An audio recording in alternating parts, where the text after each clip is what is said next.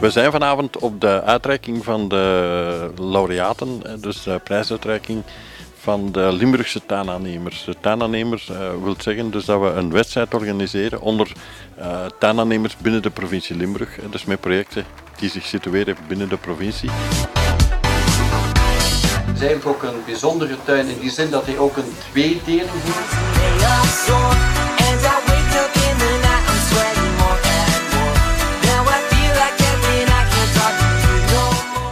De categorieën die we organiseren zijn dus de categorie min 250 aangelegde vierkante meters tuin. Een categorie tussen de 250 en de 1000 vierkante meter. Een categorie die zich uitstrekt boven de 1000 vierkante meter aangelegde tuin.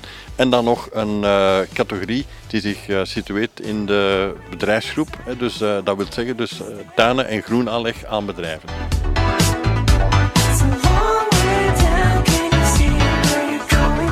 De doelstelling van het project is dat we het vak van tuinaannemer onder de aandacht brengen van het grote publiek. Dus een promotie voeren voor tuinaannemers die kwaliteitsvol werk afleveren.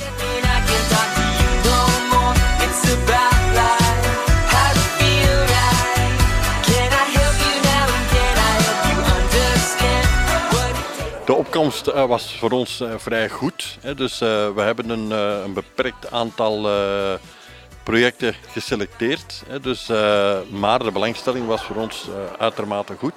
We hebben daar een bepaald aantal mensen mogen ontvangen, dus toch wel mensen die iets betekenen binnen de sector van een tuinaanleg in Limburg.